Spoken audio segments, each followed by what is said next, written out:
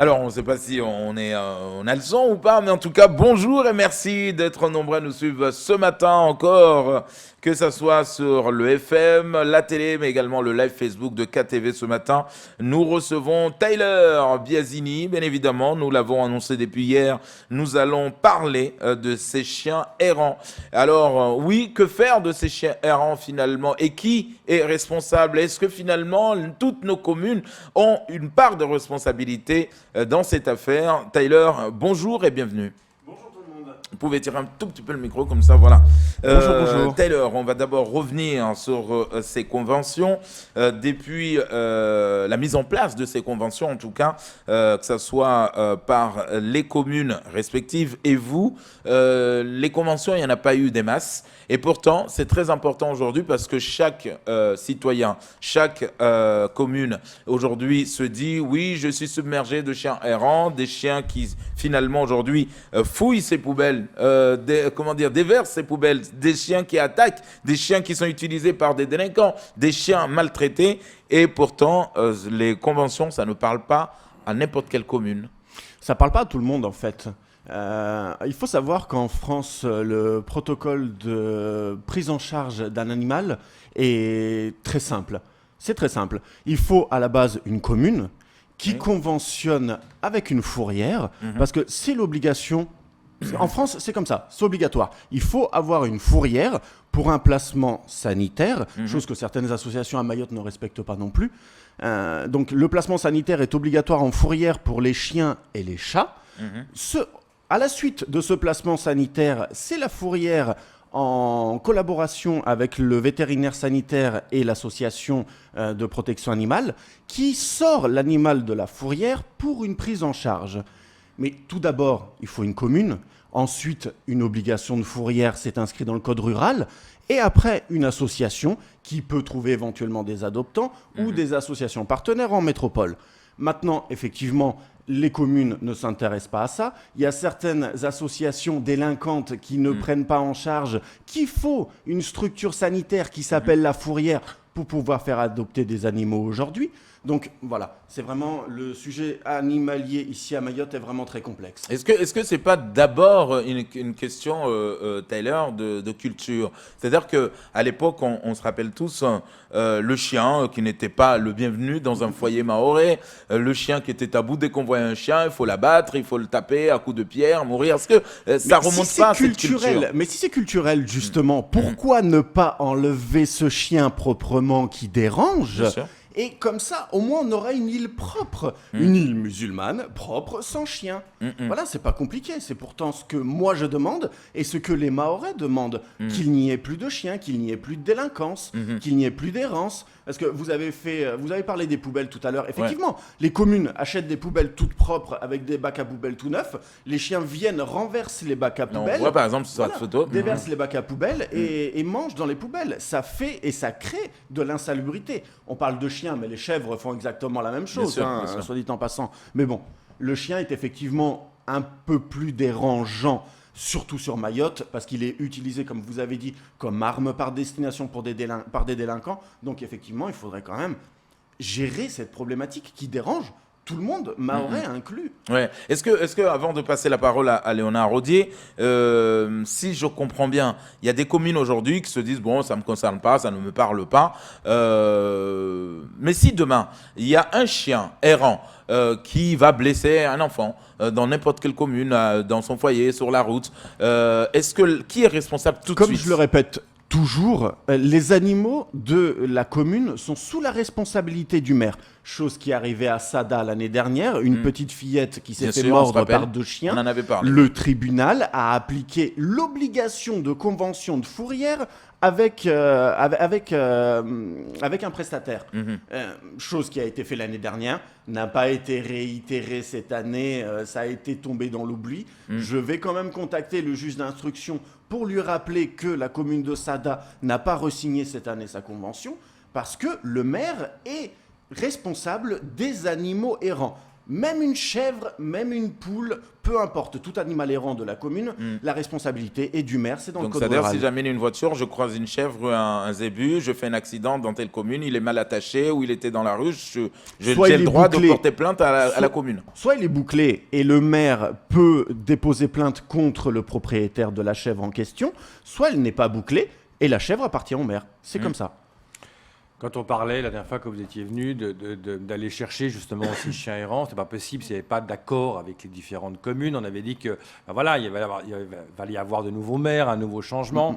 Est-ce que vous avez maintenant relancé toutes les mairies, vu que maintenant il y a eu tous ces changements de maires finalement, de décisions, pour pouvoir améliorer la situation? J'attends, parce qu'on sait très bien que l'investiture prend du temps. La prise de décision, la prise de pouvoir, et pendant les vacances, il n'y a pas tous les bureaux qui sont ouverts. Donc je voulais attendre début septembre.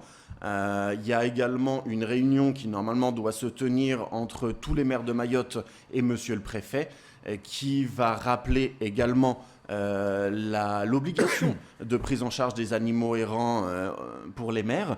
Donc je voulais attendre un peu pour pas mettre trop la pression au départ et que mon courrier soit passé aux oubliettes. Mais c'est prévu. C'est prévu, tout à fait. Chercher, vous allez communiquer avec toutes les mairies. Bien sûr. Alors, pourquoi on a l'impression qu'en petite air, ils sont en avance par rapport à nous, ici en grand air, Tyler, quand on voit une commune comme Pamandzi, où les gendarmes et les policiers municipaux prennent le problème à bras-le-corps, parce qu'ils savent que ces chiens, il y en a prolifèrent finalement dans ces deux communes, Dzaoudzi l'Abattoir et Pamandzi. Ces chiens sont utilisés par des délinquants. Ces chiens finalement viennent dans nos quartiers aujourd'hui et déversent, que voilà, on les voit un peu partout. Et tout de suite, il y a la prise de conscience. Est-ce que les autres communes finalement se disent bon, moi c'est des chiens sauvages, ils viennent, ils repartent, donc ça les concerne pas. Et là-bas en Petite Terre, ils ont pris de l'avance. Bah, en fait, Petite Terre, c'est quand même Pamandzi, Petite Terre avec l'interco de Petite Terre, c'est l'une des communes avant-gardistes. La première commune à avoir signé une convention de fourrière sur Mayotte, la seule commune, parce que les premières conventions fourrières ont commencé avec les communes en 2017. Avant 2017, c'était la DAF via la préfecture qui prenait en charge les carences des maires pour la prise en charge des animaux errants. Mais la première commune à avoir signé sa convention fourrière, c'est Petite Terre, la communauté de communes de Petite Terre. Et effectivement, ils se sont toujours intéressés à ce sujet. Ils ont vraiment l'intérêt du tourisme. Parce que eux, c'est ce qu'ils me disent, vraiment, ils pointent à protéger le touriste, à protéger les endroits où vont les touristes, vraiment garder Petite Terre en sécurité, de manière à ce que les touristes viennent et se sentent en sécurité eux-mêmes. Donc du coup, effectivement, c'est un lien. C'est un lien. Quand vous regardez la plage de Sazilé, qui n'est plus accessible depuis des années, la plage du préfet, qui est une des plus belles plages, qui n'est plus accessible du tout, dû aux délinquants et au nombre de chiens qu'il y a sur place, il n'y a plus personne qui y va. Donc c'est quand même dommage que les plus beaux sites de Mayotte soient interdits par des jeunes délinquants. Qu'est-ce qu'il faudrait faire? Mettre en place vraiment des grosses captures à l'aide de la gendarmerie. Faire vraiment des grosses captures avec la gendarmerie et la police municipale. Vraiment que tous les partenaires s'intéressent à cette problématique, les communes inclus. Mais on met où après tous ces chiens errants? C'est là tellement. Où ils vont? Oui, c'est-à-dire que si demain, toutes les communes jouent le jeu, voilà, vous allez chercher tous les chiens errants. Il y a beaucoup de chiens errants à Mayotte. On en fait quoi après? Faut savoir que j'ai quand même des sénateurs à l'appui derrière moi. On a quand même du monde en soutien en métropole, ici à Mayotte, à La Réunion, un peu partout, on va dire. On fait adopter des chiens jusqu'en Belgique. Donc on a quand même un très très gros réseau. On a quand même pas loin de 25 cas de vues sur les réseaux sociaux. On utilise les plateaux télé, France O, on publie quand même pas mal. Donc effectivement, s'il y a des grosses opérations à mettre en place, on demandera l'aide des grosses fondations, des grosses associations, on demandera l'aide de la métropole. Mais de toute manière, comme je dis toujours, il y a certains chiens qu'on peut faire adopter, il y en a d'autres qu'on ne pourra pas faire adopter. Voilà, j'allais dire, c'est ça. Il y a des chiens en détresse physiologique qui sont attachés depuis plusieurs jours, qui sont prêts à mourir. Après, moi, c'est pas moi qui prends cette décision, c'est le vétérinaire qui décide. Mais il y a certains chiens qui ont des grosses problématiques psychologiques qu'on ne peut pas rattraper malheureusement. Effectivement, il y a certains chiens qui seront euthanasiés et il y en a d'autres qui vont pouvoir être sauvés. Mais dans la masse collective, il faut quand même prendre en compte le bien-être de tout le monde. On ne peut pas prendre le bien-être que du chien ou que de l'humain. Il faut vraiment essayer de faire un maximum pour les deux. Alors, du coup, Tyler, est-ce qu'aujourd'hui, on le sait, la commune doit jouer le jeu, en tout cas est obligée normalement, par exemple- ils sont obligés. C'est pas ils doivent, Ils le font ils pas. peuvent. Ils sont obligés, Mais ils le c'est font inscrit dans le code rural. Et pourtant, ils Après, le font pas. effectivement, ils ne le font pas. Pour ceux qui ne le font pas, comme j'ai répété la dernière fois sur plateau, si jamais il y a un chien qui vient encore de mordre, un chien errant vient encore à mordre une personne, ce sera tribunal. Comme Sada, pareil, exactement. Sauf que là, ils n'auront pas de chance. On a quand même la Fondation Brigitte Bardot qui nous vient en soutien. On a la SPA qui nous vient en soutien de plus en plus. Donc on aura leur partie civile. Et là, je pense que ça peut être un peu plus contraignant pour monsieur le maire. Pourquoi ça veut dire qu'il faudrait en fait un drame pour que ça fasse bouger les choses? Mais le drame a déjà été. Oui, Le mais drame a un déjà autre- été à Sada. Il en faut encore un autre. Combien de drames il faut à Mayotte pour que ça avance? C'est ça le problème. Alors, on le disait à l'instant, que ce soit les zébus, ou les chèvres, ou les chiens, ça peut causer des accidents graves. Maintenant, Vous vous souvenez de Luc qui est décédé d'un accident de moto à cause d'un zébu errant sur la commune de Mamoudzou, chef-lieu de Mayotte, et personne n'a rien fait. ouais. Donc, Personne. parce que le zébu est mal attaché ou est laissé, Le zébu a traversé se la promène. route, Luc a fait un tout droit dans le zébu. Ouais. Parlons d'ailleurs justement d'une commune comme Mamoudzou. Aujourd'hui, on le savait, on l'avait entendu, en tout cas ça avait circulé dans les couloirs, qui voulaient mettre en place leur propre fourrière. Mais on le sait que pour aller capturer des chiens errants, Taylor, vous ne me direz pas le contraire, donc il faut des professionnels. C'est-à-dire, soit vous, en collaboration avec la gendarmerie et la police municipale. Donc, est-ce que ce dossier, quand vous l'avez entendu, et si oui, est-ce que vous vous êtes rapproché de la mairie de Mamoudzou pour leur en parler? Ah oui, bien sûr, ils avaient créé un appel d'offres dont je n'ai jamais eu réponse. Normalement, la loi stipule que j'aurais dû obligatoirement avoir une réponse. Il n'y a pas eu réponse. Bon, il y a eu changement de maire. J'espère que ce maire-là va prendre la suite du projet. Mais effectivement, pour monter une structure fourrière, il vous faut un gestionnaire. Quel gestionnaire sur Mayotte? Il n'y en a pas des masses, il faut l'avouer. Il faut une équipe qui puisse et sache s'occuper des animaux sur place, la journée. Il faut une équipe de nuit, de sécurité. Parce qu'il faut savoir, si vous créez une fourrière pour Mamoudzou, sur Mamoudzou, vous allez avoir toute la bande de Kawini, Cavani qui vont venir vous voler tous les chiens, toutes les nuits vrai. dans la Bien fourrière. sûr. C'est à pied, c'est pas compliqué. La Ouais, fourrière, elle est zonnelle, eux ils habitent Kawini, c'est tranquille. Ouais. À partir de là, il vous faut une équipe de capture aussi. Donc vous allez les trouver où, tous ces gens-là? Moi, la structure, je l'ai déjà. L'équipe de capture, je l'ai déjà. L'équipe de soins, je l'ai déjà. J'ai mes gardiens de nuit. Donc pourquoi aller créer une autre structure alors qu'une existe déjà?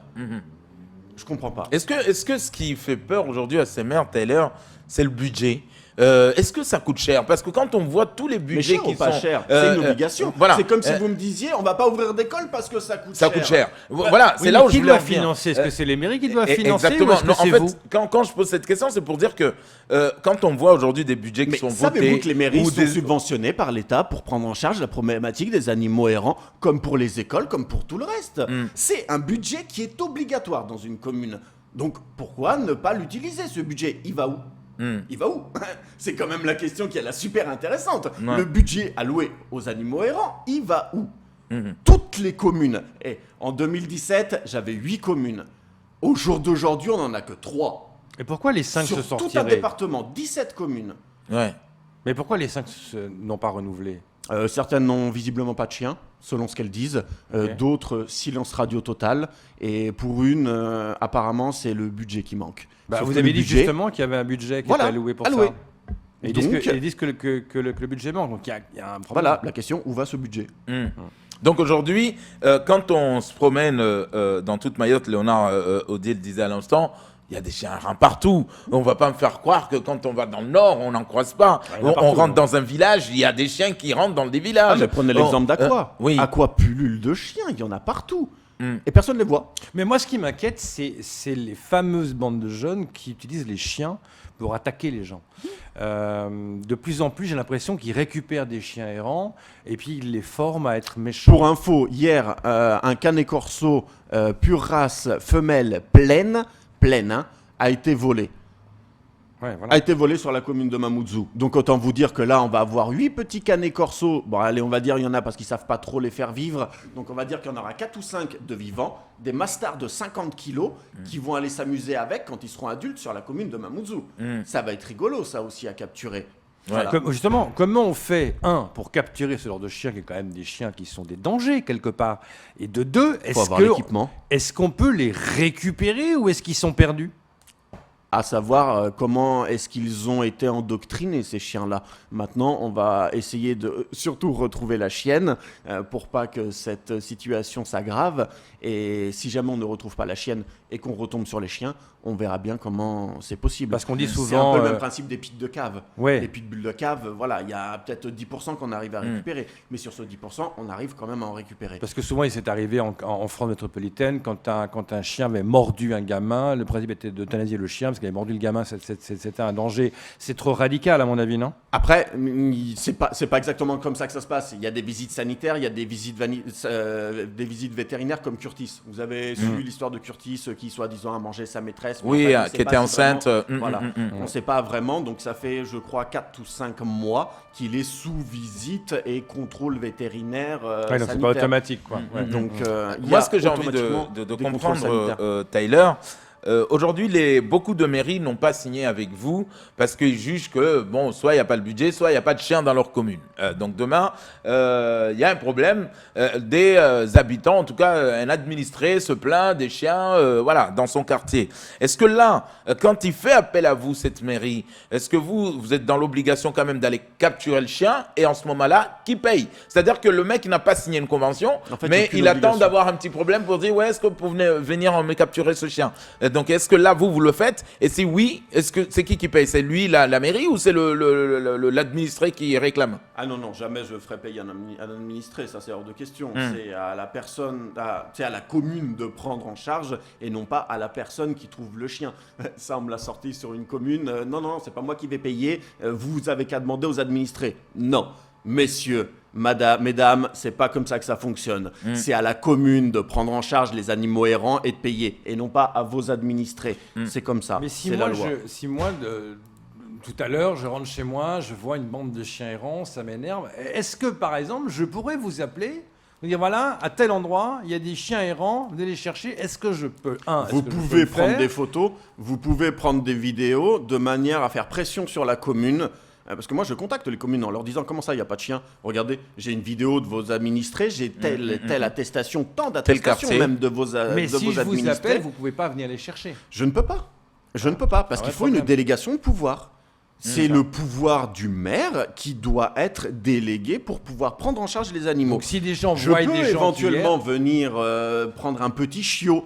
Mais si c'est pour rentrer dans un élevage clandestin et je me prends une pavasse dans la tronche, le maire il va dire mais qu'est-ce que tu foutais là? Tyler, qu'est-ce que tu foutais là? Je t'ai rien demandé. Moi mes chiens ils vont très bien. Le bon réflexe pour les gens qui voient des chiens errants dans leur commune, c'est d'appeler la mairie, mais pas vous. La mairie systématiquement, soit le maire, soit la police municipale, soit le DGS, et faire pression sur la commune, de manière à tellement les saouler d'appels, de mails, de courriers, qu'au bout d'un moment, ils vont se dire « Ah, on va peut-être s'intéresser à cette problématique, puisque ça crée un désagrément à beaucoup de personnes. » Non, vraiment, la seule solution, c'est faire pression sur la commune, de manière à ce que ce soit pris en charge. Juste un conseil, quand on marche le soir, on est face à un chien, certains ont peur, d'autres pas. Quelle est la bonne réaction pour ne pas se faire agresser par un chien? On dit souvent qu'il faut regarder dans les yeux. Vous avez un conseil par rapport à ça? Regarder dans les yeux, c'est plutôt le défier.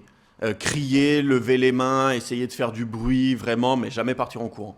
Éviter de partir en courant. Donc il faut éviter de partir en courant. Sinon, c'est la prédation qui se met en place, il va vous mordre le mollet, vous allez tomber. Donc il faut quoi? Il faut lui parler fermement et continuer à marcher, il ne faut pas avoir peur. Crier, vraiment, lever les bras, crier, vraiment, essayer de faire le même principe que l'ours, vraiment se mettre grand, fort, crier, bras ouverts, lever et essayer de lui faire peur. D'accord. Alors Tyler, là on sur sait un chien, un chien. On est d'accord. Parce que là, si vous tombez sur une meute, je peux vous dire, autant courir sur un arbre. Mm. Ouais. Alors Taylor, vous le disiez justement, les nouvelles équipes municipales viennent de s'installer, le temps de rouvrir des dossiers qui étaient clos peut-être ou abandonnés, les intercos sont en place. Est-ce que là, finalement, vous allez directement taper sur l'interco? Peut-être pour jouer grand des communes, 5 villages d'une commune par exemple. On va prendre par exemple la 3CO dans le centre-ouest, donc Tingoni et Sada jusqu'à Mtsangamouji, Ouangani. Est-ce que là, vous allez plus jouer sur l'interco? Parce que finalement, si la commune Moi, dit, ce que moi j'aimerais... seul, j'ai pas d'argent, mais peut-être passer par l'interco. Est-ce que ça, c'est quelque chose Moi, que vous ce allez que faire? j'aimerais vraiment, c'est faire comme dans le Val d'Oise, comme le sénateur Bazin l'a fait, faire une fourrière intercommunale pour tout Mayotte. D'accord. Que la facture des animaux errants soit dispatchée vraiment sur l'interco pour que ça n'impacte pas dans l'entièreté Ah ouais. une seule commune Commune. ou quelques communes de l'interco. Non, vraiment créer une interco départementale où la fourrière prend en charge tout le département et toutes les communes. Est-ce que ça, Ce serait- vous allez en parler au préfet, ça? J'en ai déjà discuté avec Qu'est-ce qu'il en pense la DAF. J'ai pas pu discuter et échanger avec monsieur le préfet, mais j'en ai discuté avec la DAF qui trouve cette bonne méthode idée. intéressante. Tout à fait. Donc Parce là, que comme ça, il y aurait une gestion, une fourrière, et qui pourrait dispatcher aux différentes associations ou au refuge Gueule d'Amour Donc, pour pouvoir faire adopter les animaux. la prochaine réunion, donc avec la préfecture, la DAF sera présente, les maires seront présents. Tout à Est-ce fait. que là aussi, vous allez soumettre cette idée Moi, je ne serai pas présent. C'est interne à la préfecture et aux communes, donc je ne serai pas présent, mais j'ai déjà... Vous avez envoyé vos doléances. Voilà, j'ai déjà discuté avec la DAF pour mes demandes, et effectivement, ils vont soumettre cette proposition. Taylor, pour finir, si, entre autres, ce matin, un maire ou une commune nous a entendu votre appel, ou peut-être de la nouvelle équipe, hein, donc un adjoint au maire, peu importe, un chef de cabinet, un DGA, un DGS, nous entend et veut vous contacter, c'est comment? Ils peuvent, 06 39 68 63 00, par mail, Facebook, peu importe, ils peuvent me Donc on trouver tape relativement Tyler facilement. Biasini à Facebook et on vous trouve, Tout on vous à laisse fait. un message. Ou Association Gueule d'Amour. Association Gueule d'Amour. Ben, merci beaucoup Tyler en tout cas d'être venu lancer cet appel ce matin. On espère qu'il sera entendu. Espérons-le. Et puis on attend cette réunion. Merci à nous vous. en direz des nouvelles. N'hésitez pas à soutenir l'association Gueule d'Amour, il y a des cagnottes en ligne, et si vous voulez adopter un chien ou un chat, le refuge est ouvert tous les jours. Voilà, si vous voulez aussi Et adopter. d'ailleurs, pour cette petite histoire, j'ai des voisins, les deux ont adopté des chiens, dont un par Gueule d'Amour, et ça se passe très très bien. Ah C'est ben des voilà. chiens Et géniaux. en même temps, si vous voulez adopter un mec comme moi, adopte.com. Non, Adopteunmec.com, non, ça sera tout pour non. ce second temps de parole. Non, tu peux pas, Camar. Non, non. Ça sera tout Non. pour ce temps de parole.